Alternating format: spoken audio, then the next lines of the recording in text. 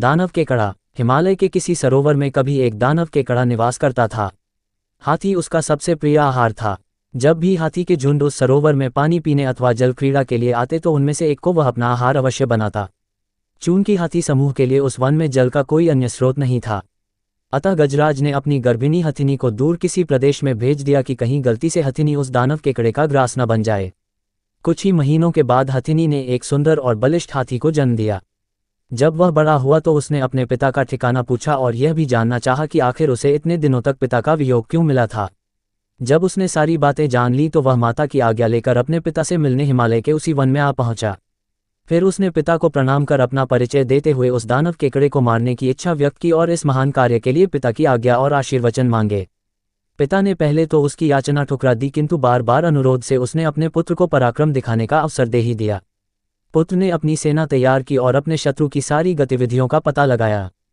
तब उसे यह विदित हुआ कि वह केकड़ा हाथियों को तभी पकड़ता था जब वे सरोवर से लौटने लगते थे, और लौटने वालों में भी वह उसी हाथी को पकड़ता जो सबसे अंत में बाहर आते थे। सूचनाओं के अनुकूल उसने अपनी योजना बनाई और अपने साथियों के साथ सरोवर में पानी पीने के लिए प्रवेश किया। उन साथियों में उसकी प्रेयसी भी थी। जब सारे हाथी सरोवर से बाहर निकलने लगे तो वह जानबूझकर सबसे पीछे रह गया। तभी केकड़े ने उचित अवसर पर उसके पिछले पैर को इस प्रकार पकड़ा जैसे एक लोहार लोहे के एक पिंड को अपने चिमटे से पकड़ता है। हाथी ने जब अपना पैर खींचना चाहा तो वह टस से मस भी न हो सका। घबरा कर हाथी ने चिंघाड़ना शुरू किया, जिसे सुनकर हाथियों में भगदड़ मच गई। वे उसकी मदद को न आकर इधर उधर भाग खड़े हुए। हाथी ने अपनी प्रेयसी को पुकारा और उससे सहायता मांगी।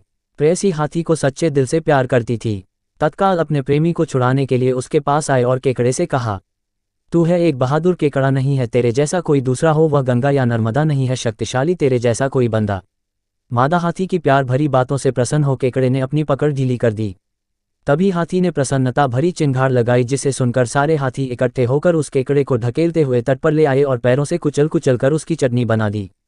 कैसी लगी वीडियो कमेंट बॉक्स में कमेंट करें। लाइक सब्सक्राइब और शेयर करके लाखों करोड़ों लोगों का उत्साह बढ़ाइए। बेल आइकॉन प्रेस करें। आपके अपने motivational speaker mister Amit Kumar गोला। दिल की गहराइयों से प्यार भरा बहुत बहुत धन्यवाद।